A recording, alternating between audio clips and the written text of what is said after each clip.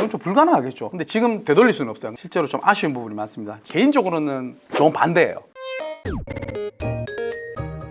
네, 안녕하십니까. 알쏭달쏭 부동산 시장이 다시 돌아왔습니다. 지난번까지 가로주택 사업 절차에 대해서 한번 알아봤는데 오늘은 시행 방법에 대해서 한번 알아보겠습니다. 전문적인 지식이 좀 필요하긴 하는데요. 가장 중요한 거는 주민들의 어떤 의지입니다. 주민들의 의지가 가장 중요한 부분이니까 확인해 보시고 실행을 해보시면 좋으실 것 같습니다. 주민이 시행하도록 되어 있습니다. 토지 등 소유자의 80% 이상 그리고 토지 면적의 3분의 2 이상 토지 소유자의 동의로 조합을 설립해 직접 시행한다고 되어 있습니다. 그리고 토지 소유자가 20명 미만일 때는 주민 합의체를 꾸려 직접 시행하시는데 사실 20명 미만인 경우에 주민 합의체를 꾸려 시행한다 이래 되는데 이건 좀 불가능하겠죠. 숫자가 작아서 그래 놓은지 모르겠지만 전원 합의는 좀 힘들어요. 진짜 많이 힘들기 때문에 조합으로 설립해서 진행하기는 쉽지 않을 것 같습니다. 그리고 주민 타깃과 공동으로 시행되어 있습니다. 그래서 시장 군수 주택공사 요즘 말이 많죠. LH, 지방공기업, 건설업자, 등록사업자, 신탁업자 뭐 등등 공동시행으로 가능하다고 되는데 개인적으로는 좀 반대예요. 전문성을 커버하기 위해서 정부에서는 이렇게 하는 게 당연하긴 한데 현실로 들어왔을 때 비용이 줄이는 게 가장 큰 가로주택 규모상 포인트인데 주택도시공사가 들어오거나 지방공기업이 들어오거나 하면 이거 어차피 수수료로 빠져나가거든요. 그래도 대부분의 포맷이 잡혀있는 정비업체 정도만 있으면 충분히 진행할 수 있는 수준의 현장이거든요. 그런데 LH를 데리고 오거나 혹은 신탁업체가 이렇게 들어오시면 사업성이 물론 좋겠지만은 적어도 30억에서 50억 많게는 80억까지도 나가는 현장을 봤거든요. 그게 다 부담으로 나가시는 겁니다. 80억이면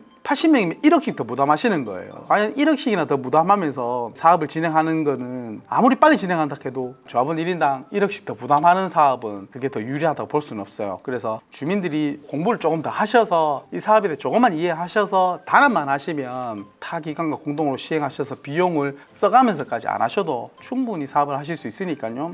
그 부분 꼭 확인하셔서 아주 합리적인 판단을 주민들이 잘 하시는 게 중요해 보여요. 공공이 시행한다고 되어 있습니다. 이건 법적으로 하시는 방법에 대해서 해놨는 거기 때문에 주민들께서 협의하시는 사항이에요. 마찬가지로 공공이 시행이라고 되어 있습니다. 한번 볼까요? 토지 면적이 2분의 1 이상 토지 소유자 및 토지 등 소유자 3분의 2 이상 요청할 경우 사업 대상 제한에 있는 국공유지 공공기관 소유 면적 2분의 1 이상 뭐 등등 이렇게 쫙 과마서 동의할 경우라 나와 있습니다.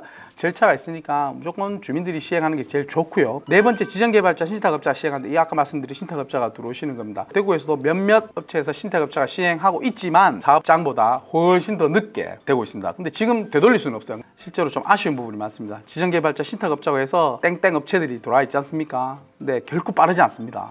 주민들이 빨리 단합해서 하시는 게 가장 빠른 가장 비용이 적게 드는 합리적인 방법이시라고 볼 수 있을 겁니다. 그래서 사업 주체에 대해서 나와져 있습니다. 이제 그런 사업 주체가 없으면 단 3가지밖에 없습니다. 이게 설계자, 시공자, 그다음에 정비업체 3군데밖에 없어요. 좀 막막하긴 하실 거예요. 언제가 제일 막막하냐 하면요. 현실적으로 주민들이 시행할 수 있다고 돼 있지만은 아무리 공부를 좀 하시더라도 이런 부분이 좀 어려운 점이 있어요. 그러니까 나는 이해를 다 했는데 너무나 좋은데 설명을 하실 수 없어요. 그러니까 모르시는 분의 기초적인 질문이 들어오면 설명이 안 돼서 동의율이 좀 낮아지는 경우가 있는데요. 그래서 조합원들이 하실 수 있는 일들 그게 가장 순수한 이 목적입니다. 가주택 사업, 정비 사업의 가장 큰 목표이기도 하고요. 그 법의 취지이기도 하고 주민들이 이익을 최우선으로 하기 위한 법이 가주택 정비 사업이거든요. 그래서 조금만 좀 더 도와줬으면 좋겠어요. 무료로 감정원이라든가 뭐 이런 데서 또 아마 이런 제도가 있습니다. 감정원에서 사업 수지 분석 가능한지 가능 안 한지 무료로 아마 될 수 있기 때문에 미팅도 잡으실 수 있어요. 주민 대표들 몇 분 가셔가지고 거기서 대략적인 설명도 해주시고 하니까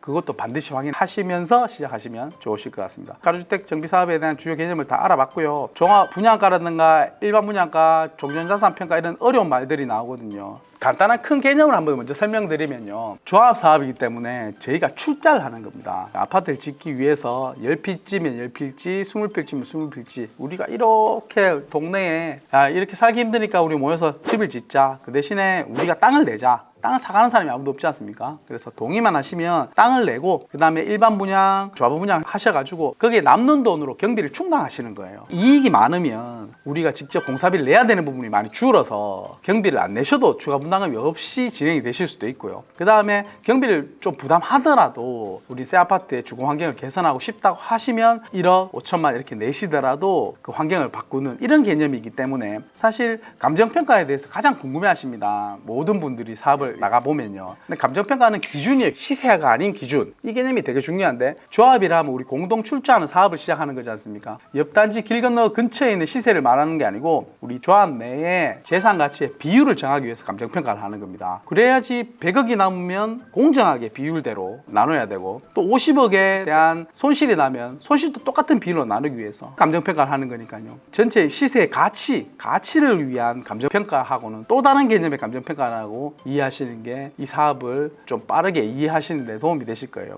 그리고 비례율이라든가 사업성이 좋아지려면 일반 분양 가치가 올라가셔야 됩니다. 무슨 뜻이냐? 일반 분양분이 많거나 일반 분양가를 많이 받을 수 있는 위치거나, 이게 실질적으로 나의 분담금을 줄이고 우리 아파트의 가치를 올리는 것이지, 지금 기존에 있던 철거해야 될 종전 자산에 대한 감정가를 올리는 것은 사업성에 영향을 주지는 않는단 말입니다. 근데 또 중요한 부분은 감정평가가 나중에 이주비라든가 나올 때 기준이 되시기 때문에 또 너무 낮거나 하시면 또 불리한 부분이 있습니다. 그래서 너무 낮춰서 비례율이 높이 나오면 또 세금도 많이 내셔야 되거든요. 그래서 아마 확인을 좀 해보시면 대부분의 정비업체를 통해서 하는 재개발, 재건축, 가로주택을 포함해서 그런 현장들의 비율은 100%에서 플러스 10% 이렇게 나옵니다. 그게 가장 이상적인 비례율이거든요. 자, 제가 알기로는 이런 도시정비법 이게 우리나라에밖에 없거든요. 솔직히 비례율이 없으면 이건 분쟁의 씨앗이 됩니다. 정말 잘 만든 제도라고 보여지니까 주민들께서 혹은 토지동 소유자께서 얼마나 잘 활용하시는 게 가장 중요한 포인트라고 보실 수 있어요. 그림을 한번 확인 한번 해보시죠. 비례율이 어떤 거냐? 사업의 수익성이라고 볼 수 있다고 나와 있어요. 그러니까 우리가 출자를 해서, 출자를 뭘로 하죠? 토지로 하죠. 건물은 다 없앨 거니까 토지를 출자를 해서 분양 수입에는 조합원 분양 수입도 있고 일반 분양 수입도 있습니다. 그래서 총 사업비를 빼면 이익금이 남겠죠. 그 이익금이 종전자산하고 차이가 비례율로 나누어지는 거죠. 내 감정가 때문에 나는 이 사업을 못하겠다, 이렇게 하실 필요 전혀 없다는 거. 이 비례율이 중요한 게 아니라 가장 중요한 포커스는 조합원 분양가랑 실제 시세하고 차익에 대한 그 열매를 보러 가시는 거니까요. 이미 결정해 있는 부분은 그렇게 신경 쓰지 마시고, 앞으로 우리 아파트가 새로 정비를 하면 일반 분양이 얼마의 차이가 나느냐에 대해서 포커스를 두시는 게 사업에 큰 영향을 미칠 수 있다, 그렇게 말씀드릴 수 있어요. 저희들이 보통 사업이나 이렇게 현장에 가보면 가로주택 사업에 대해서 반대하시는 의견 중에 한 게, 가장 큰 게 대규모 재개발, 재건축이었으면 하는 바람하고 충돌이에요. 근데 평균을 한번 내보시면 대규모 재개발, 재건축은 규모가 크고 마지막에 대단지고 해서 결과물만 보시니까 그게 더 커 보이지만 사실은 그렇지 않습니다. 이게 평균적으로 약 15년 이상 걸리는 사업이거든요. 정비구역이 지정이 되면 그때부터는 조합 설립 인가되고 절차를 밟아가면서는 어떤 규제가 오냐면 건축 행위가 규제가 됩니다. 그러니까 증개축 중단이 돼요. 그러면 어떤 현상이 일어날까요? 지구 지정이 되고 조합 설립이 된 그 이후부터는 무조건 빨리 되지 않는 이상은 열악한 주거 환경에 10년이 지나면 안 할 수가 없습니다. 그래서 외통수에 걸리는 거예요. 선택의 여지가 없습니다. 여기서는 대규모라는 게 주체가 되지 않은 상태에서는 정말 좋겠다, 돈 많이 버셨겠다 이렇게 생각하지만 안에는 진짜 골마 터져서 진행하는 거니까요. 포커스가 다른 겁니다. 대규모 재개발, 재건축은 어떤 기업의 논리가 좀 들어가 있는 거예요. 소규모 이 단지는 젠틀리피케이션, 그러니까 원주민들이 쫓겨나는 걸 막기 위해서 거기 때문에 정착을 위주로 하는 법이기 때문에 약간 포커스가 다릅니다. 개발 이익에 업체들의 시선으로 보는 사업의 규모가 마치 여기 조합원들의 이득으로 돌아오는 것처럼 보시는데 사실 그렇지 않은 부분이 굉장히 큽니다. 알쏭달쏭한 가로주택에 대해서 알아봤습니다. 다음 시간에 또 좋은 모습으로 찾아뵙도록 하겠습니다. 감사합니다.